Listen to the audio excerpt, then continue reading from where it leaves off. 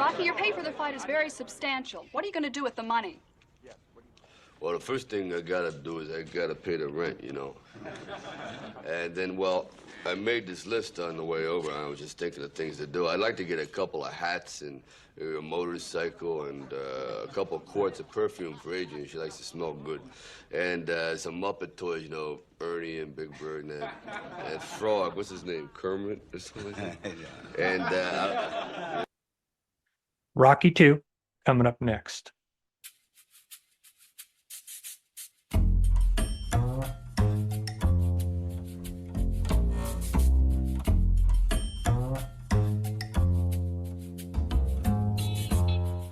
Haven't Seen It with Tim Sestito and Tommy Tevening.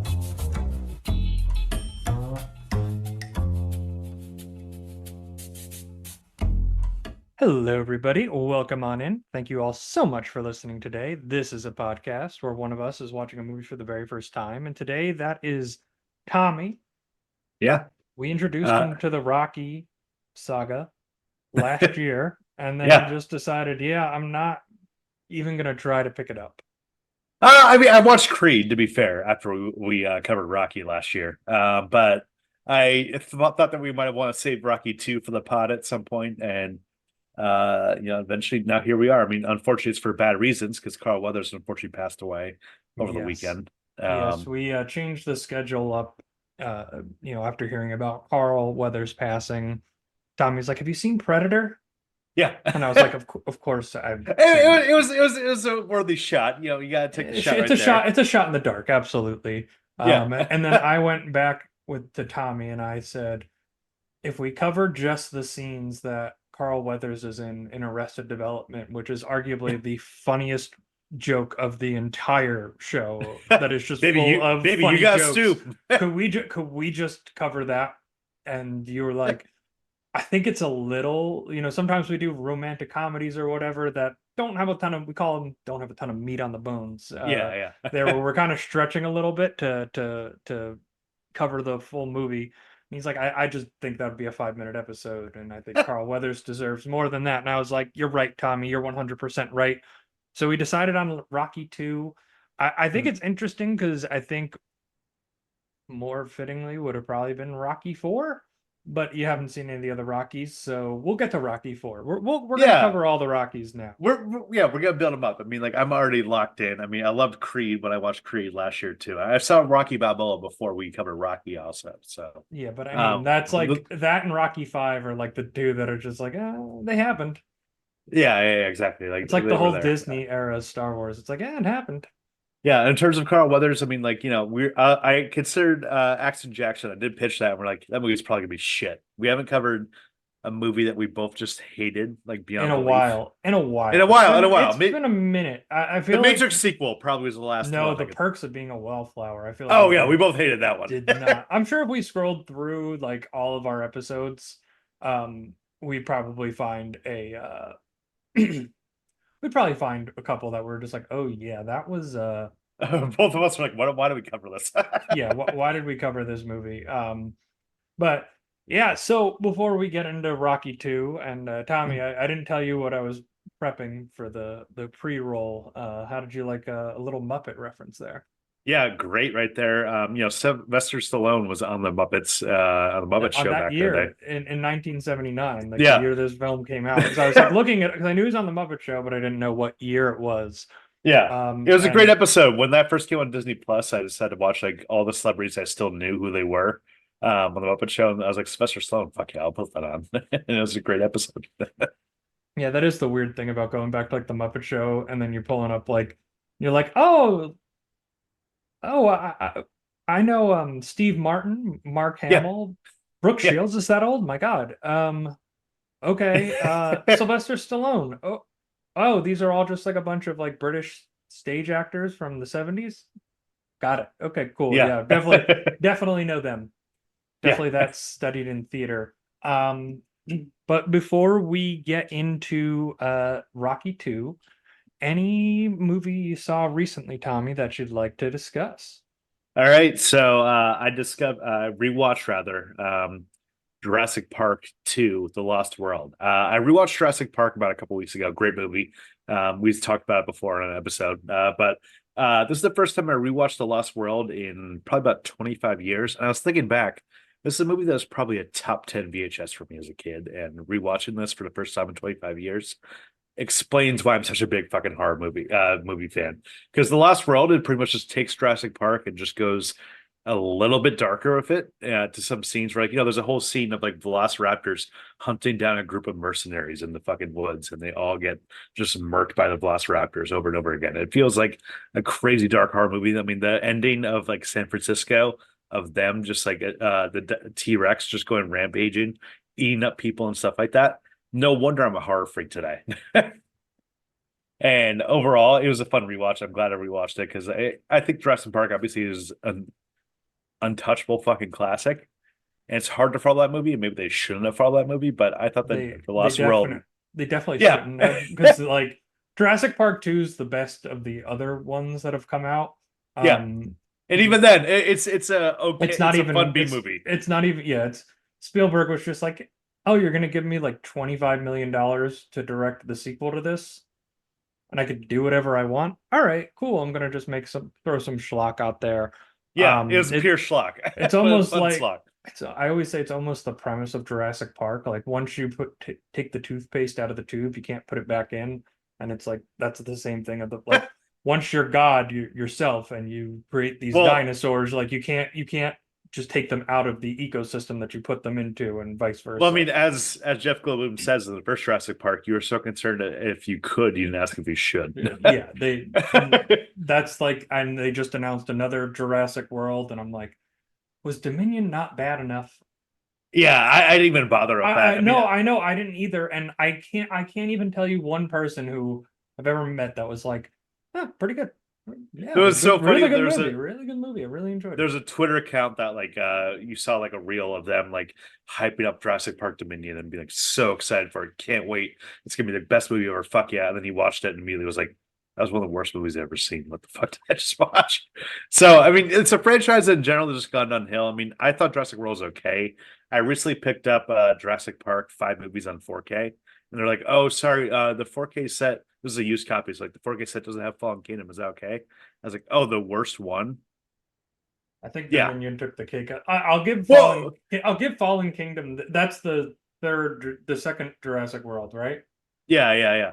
That movie went so like, because the first half of it starts like so just like Jurassic Park sequel movie. It goes so insane. I almost respect it, because like if you asked me before seeing that movie how it was going to end, I don't think anybody with a functional brain could have predicted like, oh, weapons dealers and gangsters are going to buy dinosaurs to weaponize armies. And I'm like, that, and there's going to be an auction in John Hammond's house. And I'm like, okay, you know what? Like, it's so bad. It's such utter garbage that I almost tip my cap to it. Yeah, it goes off the rails immediately, and you can see the seams of this franchise already starting by the second movie. That's when they pushed it too far. So I'm not mistaken. You covered this movie last week on the podcast. Poor Things. Yeah, I went and saw Poor Things. I liked it. You know this story because I had to text somebody right after this, because it's directed by Yorgos Lanthimos. He's known for putting very adult themes, graphic scenes, like in The Favorite. There's a lot of nudity and sex in that movie. I knew that there was going to be some in this. Like, I didn't know to what extent it was in this. Let's just say that like there are extremely graphic sex scenes, like through multiple times throughout this movie, like for stretches, like a lot of nudity and a lot of graphic sex scenes. And I'm just sitting there in my seat, and then the first really graphic sex scenes happens, and the woman sitting like a couple seats down from me gets up, and then like out of the corner of my eye, there's like a young child there, and like rushing him out. I'm like, oh, like I guess you just didn't know, like get him out of there, like 10 or under, like too young for that. And then I guess whoever they were with, like text them being like, okay, it's done. And then like they came back in. There's like a bit of a gap, like when she's on the boat, like where there's none of that really. Yeah. And then she gets to France and she goes to a brothel and they stick through the brothel like all the way until like very Emma Stone is very graphically like hung up in a room.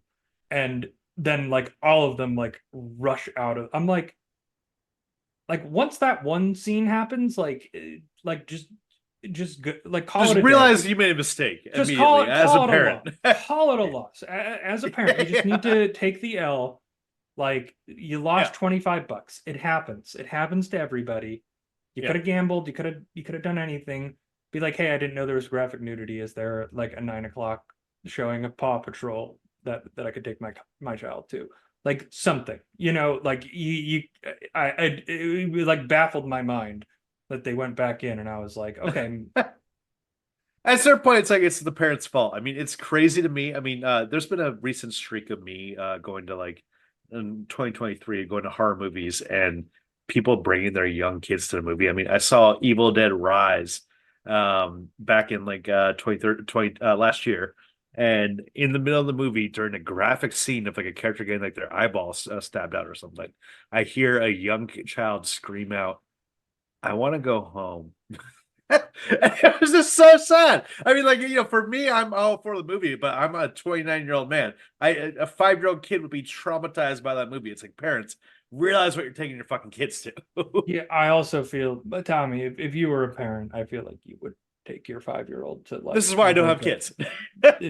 yeah, this is why you don't have kids. But yeah, that's my tangent on Poor Things because like that just like overshadowed the whole movie for me was just that thought the entire time. Like the second I got out of the theater, I was like, "Hey, what are you doing right now?" And he's like, "Tommy's like nothing," and I'm like, "Okay, cool. This is the weird thing that happened at my screening of Poor This, Things," and like you saw this movie and you know exactly what I'm talking about, and it's like, yeah. how did you even let it get to this point?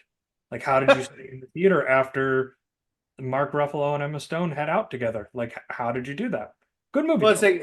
it's like if you cared about like that type of thing. I mean, I'm one that like doesn't care about like there's parental guidance websites you can really look up, see what's on the movie, and like go about it to see like and they describe there's like scenes of Emma Stone tied up completely naked in this movie, and be like, yeah, I don't need my kid to see that.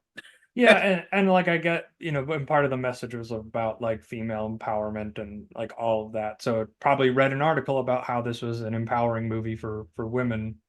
Yeah, And the message is in there. The delivery, would argue maybe questionable, but I would say that like once the first one happens, you gotta just evacuate the theater yeah. entirely. Like you It's can't one of just those things like for both of us, it's fine. I wasn't bothered by the material, but obviously we're like adults at this point. Shockingly so. But yeah, don't bring your kids to go see Poor Things. That's what anything we could say on this that podcast. is definitely that is definitely the message. Don't bring your kids to go see Poor Things. Although a movie that is pretty family friendly. This is Rocky 2. Rocky, the story that captured the imagination of audiences around the world, continues. Rocky 2. I was wondering if you wouldn't mind marrying me very much. The hope. I never asked you to stop being a woman. Don't ask me to stop being a man. The joy. I can't believe you've done this. The dreams. Maybe we can do better this time. Rocky 2, rated PG. Starts Friday, June 15th at theaters everywhere. Yeah, so I was actually able to find a TV spot from the 1979, which kind of shocking. Yeah. Rocky 2 stars Sylvester Stallone as our beloved Philadelphia hero, Rocky. You know what I realized and why Rocky has just endeared, especially to the city of Philadelphia in and of itself?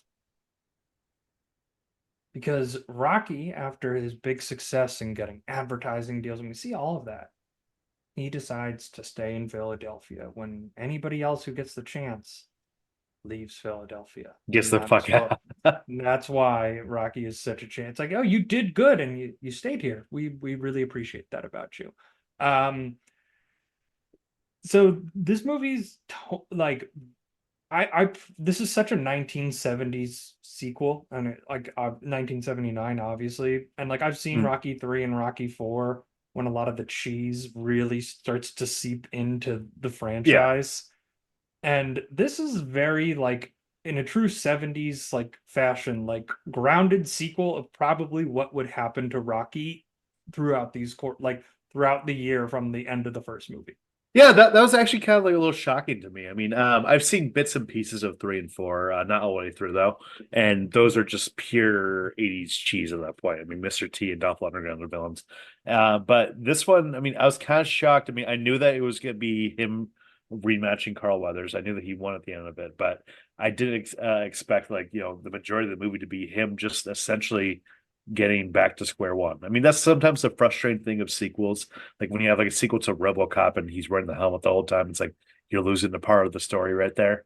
But it's almost like in a way you wish there was a more successful way, but that would have been the boring sequel of him just Rocky's doing great and has no drama in his entire life. We needed to have a little more drama squeezed out of this, but in a way, this kind of made this movie feel a little repetitive from compared to the first one. What do you mean by repetitive? Uh, in terms of like, we have the same antagonist. I mean, obviously he didn't beat Carl Weathers, but he's fighting him again right there. And repetitive of the sense of like Rocky down on his luck, just figuring out life and just like moping through the streets of Philadelphia. So that's kind of where I think it's different. And I actually kind of disagree with your point there altogether because like his motivation in the first movie is he needs to prove himself to himself and to the world. Like he needs to prove that he is Rocky Balboa, like who Rocky is, like that he is somebody, he can be somebody. Like that great scene with Meredith Burgess in his apartment where breaks down and like that Mm. soul of the movie kind of comes out. I Mm. felt like in Rocky, and I think the one scene right at the beginning when they're in the hospital after the fight, and he goes, "Did you give it your all, Apollo?" And he says, "Yes, yes, I did." Like Mm. almost satisfied Rocky enough. And he decided to retire from boxing because he had the injury to the eye, could cause blindness. He gets engaged to Adrian, tries the advertising route, it doesn't go, just kind of gets a job doing things, but we're watching at the same time the bills start to stack up. Mm. He buys the car, he buys the house, he's buying Adrian nice clothes, nice things, a jersey for the dog, right? Like the bills are racking up, and it wasn't that substantial amount of money that you could just keep spending and not have to work anymore. And then once the child comes along, and Rocky gets let go from the meat plant, he's like, this is the only thing I know how to do. This is the only thing I know how to make money. Well, it's kind of like the similar thing of like, there's that 30 for 30 documentary about the athletes that go broke, like the NFL athletes, like within like years. Like, you spend and spend and spend, but you realize that that money is eventually going to run out and it's not infinite source. So I do appreciate the fact that they really hammer it home that this is all Rocky can fucking do. It's like, the whole scene of him doing the commercial part is just so awkward and like in a way that like you're meant to felt that of just like this guy does not understand how to act or like read from cue cards or I mean or read in general, to be honest. Yeah, he's struggling with Yeah. reading, like, and carrying that over from Rocky itself, like it, it's true with the character because it's very funny when he's not thinking and he's just around Adrian and Paulie and just like people he knows and he's feeling good, like he's just, hey, and then he's just free flowing, like dialogue is just flinging around, like Yeah. there's so much charisma there. But then once you force him to have to like read off a script, he's like, he can barely read the cue cards, and like it's just not going to work for an advertisement. So like I felt like his motivation to just get back into fighting is he just found out he kind of sucks at everything else. Yeah, it's Like just he wanted to basically get an office job, like he wanted to be a respectable, like quote unquote, like straight businessman for his son Rocky Jr. Like that was the big thing for him. And then the conflict comes from Adrian not at first wanting him to fight, like not giving him the blessing, and he's just not inspired. Where on the other side, it was like the relationship was blossoming, and like for them, it was like we can get out of our situation and really change our lives with like a big fight here, and like I can do this, and just that belief in itself. And then he has to refine that belief, and it's just through the strength of the relationship between Rocky and Adrian, which I think is the central core of this movie, is because most of the movie, the first hour of it is just Rocky and Adrian just like kind of hanging out for an hour. Like that's the movie. That's why I kind of disagree where you're saying it's like it was like repetitive. It was like I didn't think it was really that repetitive because Rocky didn't have that issue of believing within himself. It was like it was Oh, I think that he did have a little bit of issue of believing in himself. I mean, he himself was even. I don't think it was just because of his wife, Adrian.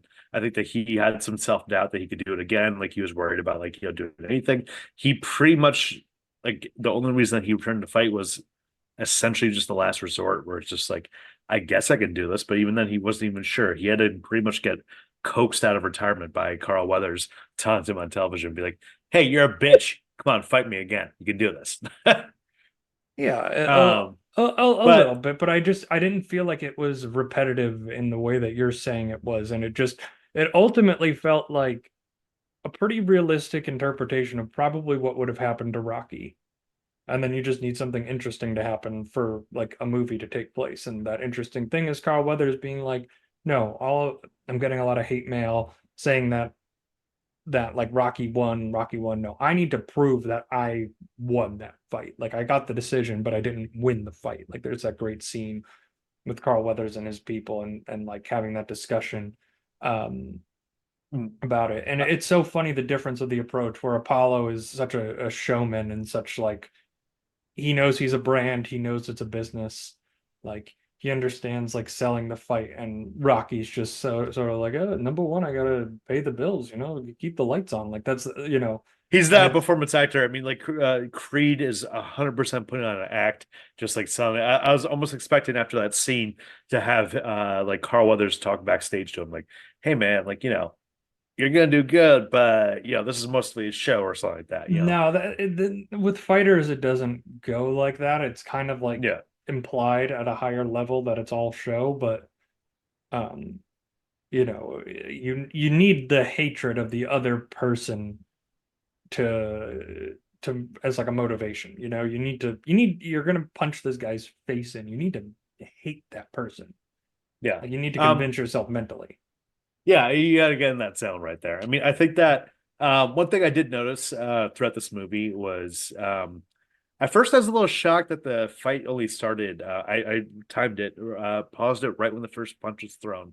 It was at 17 minutes within this movie. And at first I was like, that seems a little shorter compared to the first Rocky. I'm like, I don't know.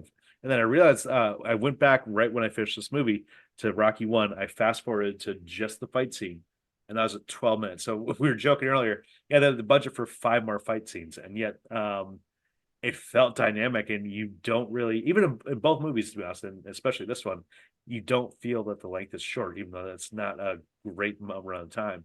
You expect almost in the Rocky movie for the fights to be like half of the movie or something. But overall, I think the fights in this, I mean, I like the direction. I know you were saying earlier that you thought it was weird, but I didn't get a very weird sense out of it. It felt a little more visually distinctive than the first one, which is more of like, here's a sport fight. Yeah, well, we were talking about that before we started rolling here. I didn't say it was a bad thing. I just thought it was like a little bit more strange and just like and like the camera straining, like definitely added style. I just don't know if it like resonated with me there so much. But I think the other part of it was like I think even at the start of the fight, like kind of going back to what we were saying, like I don't even know if Rocky was fully like motivated for the fight until he got knocked down the first time. And then Yeah. that first bell rang and he was like, "Oh, it's on, it's on, it's on." And you kind of see Mm. that little bit of like a tiger mentality in him, that survivor uh mentality. Spoiler for Rocky 3. Eye of the Tiger, Survivor.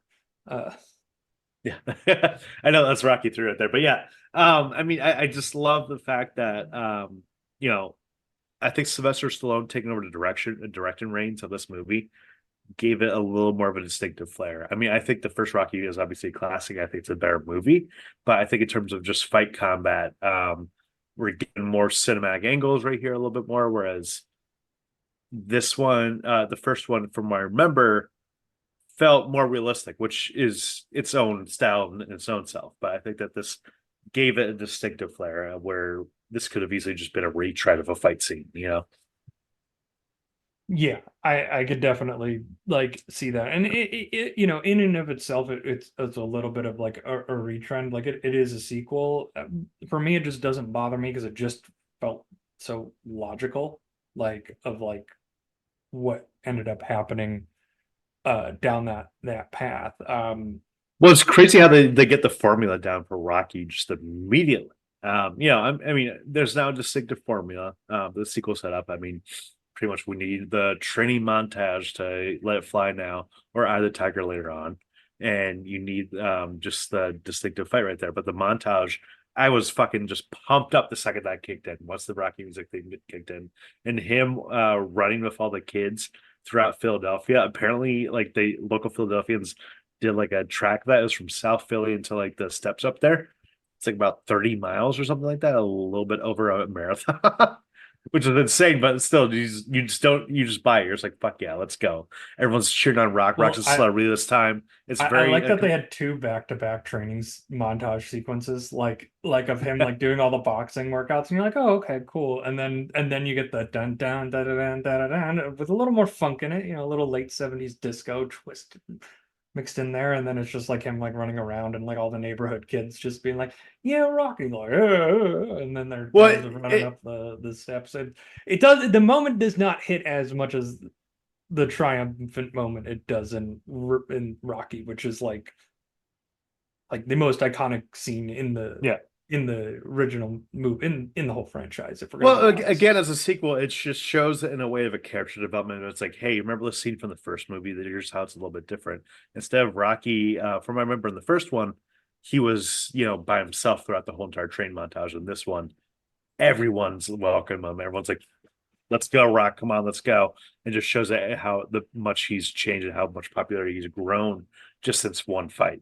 yeah, it's a cool way of showing that as well. So I guess part of the reason we picked Rocky 2 was for Carl Weathers as Apollo Creed. How did you feel like his role was here? Because I th- I think that he was more distinctive in this movie, kind of, than he was that came off in the first. I think that he was given a little bit more to chew off of in some ways. I think that especially I love just in the beginning of the movie of him, just like him and Rocky are both just like beating the pulp, and he's telling Rocky, "You should be proud, man. You know, no one's lasted that long with me, but you did. Come on, man. You're great." And just him right there giving him little character moments, and just you're seeing the motivation from more and more and more that he's like kind of has a little respect for Rocky, but at the same time, just like, come on, I just had a shitty night. Like I could beat the shit out of this guy. yeah, and like you know, Rocky goes in and be like, "Did you give it my all?" And it was like by round 15, Apollo Creed gave it his all. Round Mm. one, he was not giving it his all. You know, Yeah, like yeah, the whole point of it was like, well, let's find like a guy we can, you know, let's put a freebie on the books for me, quote unquote, and just like big championship with a local hero guy, local fighter, like make it a big triumphant stage. Like that was the whole motivation for the original Rocky. And that was the nice twist because from that side it was just like Apollo as like straight businessman entertainer. And the moment mm. of being like, yeah, man, you'll do good. Like you might go down in two, but that's fine. Like that feels more like it would have been in the original Rocky, where in this movie, it was you know, like you felt the hurt, like how defeated he was. Like it was very, and like how he responded to being defeated for the first time. Like even though he won on paper, like he knew he lost that fight. Like he knew he did not emerge victorious in Yeah. the court of the public opinion. Everyone's talking more about how Rocky made it through and everything like that than they are about the fact that, yeah, in the end, the judges gave it to Creed. Creed, because like, throughout the movie, the whole thing was just like, oh, I thought the judges like were wrong right there. Like, Rocky might have lost the numbers, but here you go. Yeah. It just really showed like his ego was just bruised right there. He just couldn't take it, and like, you know, towards the middle of the movie when like they had that press conference, there is a little bit of a line of like, is he just like put on an act, or is he actually just that pissed off? Well, I think at this time it's like he does. I don't think he can just tell the difference. Mm. Like your ego as like a performer, because in a sense, like boxers, and fighters, like Conor McGregor is like a billionaire because of this, is because like it's that line of performance and like that realism and letting that ego swell up so big. Like once that they kind of morph together, and once that's bruised, you can't separate the two. Um, so it was definitely like more of a prideful thing for him, but it was nice seeing like his wife and kids, like seeing like just a little like brief little window into that side of Apollo's life, and seeing him reading the letters out, and it's like, can you just let it go? Like, why don't you spend time with your kids, man? It's like, no, no. So it's like They definitely fleshed him out in general just a ton more. I mean, like that whole scene is just showing of just like this man can't let it go, and he will not rest until he knows for sure I can take him out. Which I'm excited to see Rocky 3. I know that Mr. T is the villain, but I'm excited to see how that dynamic plays out even more. I mean, I'm sure that he gives them respect. I know that Rocky 3 ends with the two of them fighting and then cuts the credits, but it just shows like throughout that, like, the begrudging respect that Creed is eventually going to give him. yeah. And I think with and just going back to the point of the ego thing, like Rocky goes the distance, but Rocky, outside of one round throughout the entire fight, like getting his ass kicked. Like the Yeah, other fight yeah. was a little more even, and there was a big thing, they made a big point of him being like, you need to fight right-handed. Like Rocky's a left-handed fighter. So they make that's like a very big emphasis point, and a part of that actually during the filming of it was that Stallone experienced almost a complete tear on his right pec while trying to bench press. Yeah. So like he couldn't fight with his left hand, like he couldn't be a proper southpaw. So like they had to kind of adjust during filming on it. Um, so and when you get to the end of round 14, all of his camp is saying, "You've won this fight. It's not even close. Just stay away from him." And he couldn't stay away from him. And like that's ultimately what lets Rocky B emerge victorious, is that like no matter what happens to that guy, he will get up. You can push him down 100 times, he's going to get up 101. Like that's Well, just who he exactly. is. There's like an IMDb trivia thing that said that, like, at the end of the day, Rocky didn't win the fight as much as Creed lost the fight because he let the ego get the better of himself. He was just like, fuck this. I'm knocking him out. I got this. He's like, just got a little cocky right there. Whereas he could have just stayed away. And there's no chance that Rocky was going to win that fight if Creed didn't get knocked out. That was the only way. And Yeah. it's instead of just playing defense and just like play it chill, he had to be aggressive, and Rocky showed him up.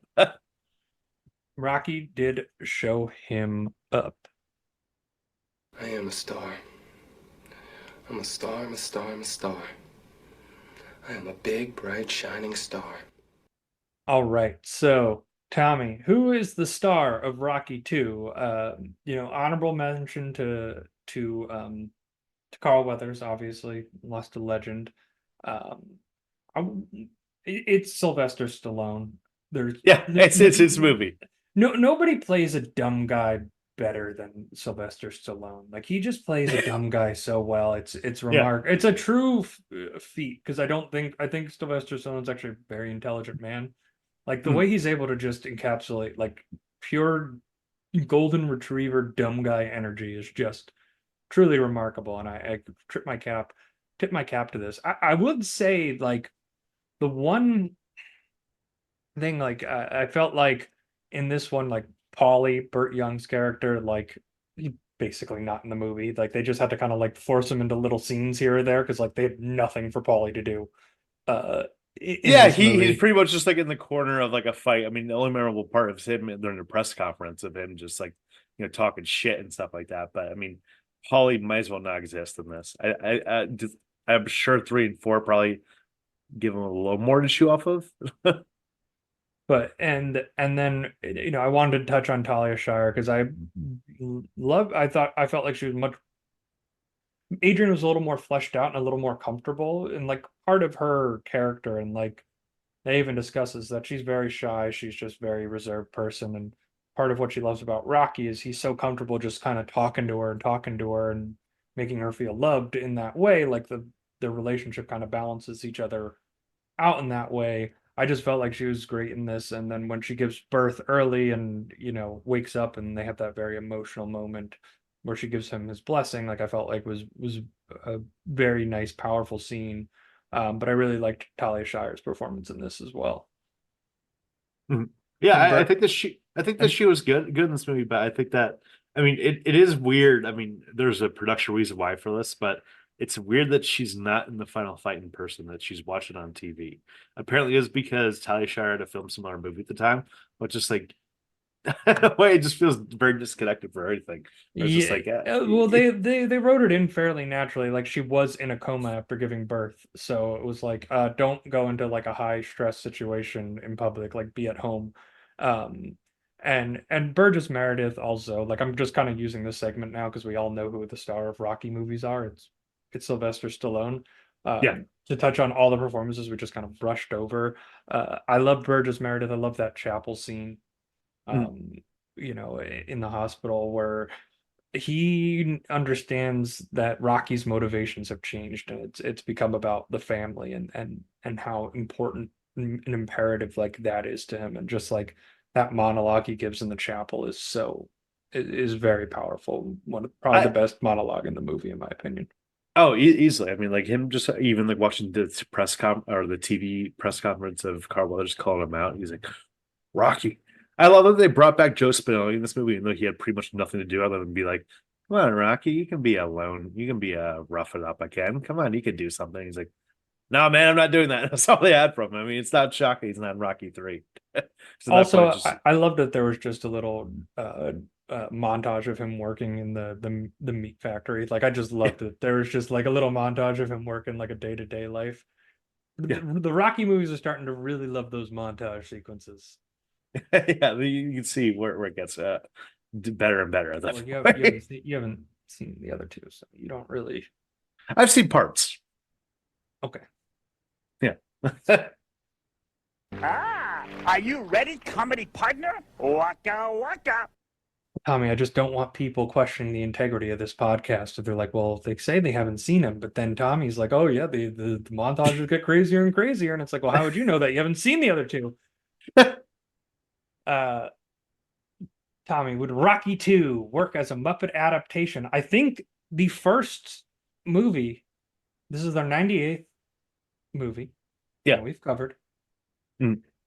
This is the first time we've had a Muppet reference, like a straight up, like the word Muppet, Ernie, Big Bird, and Kermit, like thrown into the script referencing the Muppets. I am sure if we go back, there's probably another movie. Nope. I was go. I went through because I have You did I the have homework? on my no because I have on my soundboard I have all of the movies that like all the TV trailers that we have, and I was Yeah. able to go through like after everything since Spider-Man No Way Home, which I think was our third movie. Something like that, Yeah, the yeah. third or fourth movie, everything from there. One, I think the only movies that we both were in agreement that we didn't really like were Bad Santa and The Perks of Being a Wallflower. The other two, that one of us probably at least liked it a little bit. Yeah. We covered a lot of good movies. I don't, it's more interesting than just being like, yep, just Generally, didn't like this movie. I want to spread more positivity. There's a lot of hatred out there. yeah, Why? yeah. We're not venomous. I mean, there'll be a movie eventually we'll cover that will be like, fuck that, 1 star F1. Go fuck this movie. You don't give movies 1-star reviews, Tommy. Be real with Uh, yourself. Only once, dude. And anyway, Not falling for the troll bait. no, I know you too well. Come on. And So would this work as a Muppet adaptation? That's the real Um, question. I'm trying to remember what we said last year. But I mean, I think the fact that Sylvester Stallone himself has been with the Muppets means yes. And you keep Sylvester Stallone. I mean, he could just work perfectly, and he covers. I always forget his fucking name. The huge Muppet. Whatever his name is, Sweetums, I think his name is. No, I think you keep Sylvester Stallone, and in the spirit of this episode honoring Carl Weathers, you keep Apollo Creed. We're gonna have two humans in this one, and then the rest of Yeah. the cast is just your assortment of Muppets. Like, Paulie already works as a Muppet. He's probably like halfway there. yeah, he's Fozzie. He's as clear. There's never been a clearer Fozzie Bear in my life than Paulie. You have Kermit being Mickey. I guess Piggy as Adrian, right? Like you can go down the list. You could fill this cast out easily. Though I think Waldorf as Mickey would be the ideal casting. Just like Yeah. him, just verbally abusing Rocky. Oh, you can't box. Oh, oh, oh, oh, oh. Yeah, and then just I think that's the correct casting there. All right, Tommy, review time. Give me your score out of 5. This is a fun watch. The climax, especially, I like the visually distinctive style. I think that there's some parts where it kind of repeated a little the same beats as the first Rocky for me, personally. But overall, good movie. I'm gonna go 3.5 out of 5.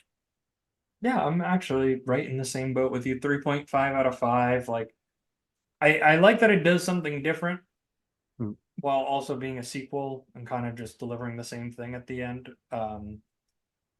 It's a good movie. It almost in vein of our Jurassic Park conversation that we had earlier. It's like you can't capture that magic ever again that you had in Rocky 1. It's just impossible to do. Hmm. But I think the Rocky sequels, up to 4 have did a really great job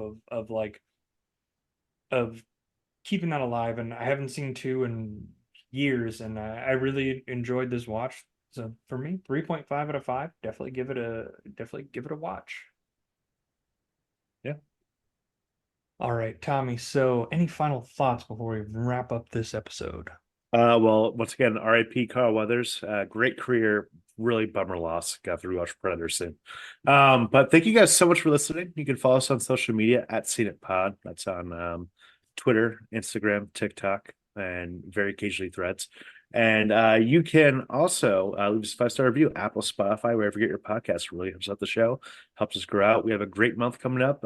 Next week, we're going to be covering Reality Bites for its 30th anniversary, which is insane. And, we're going to be covering Tombstone, Scarface is coming up. Ton of great movies.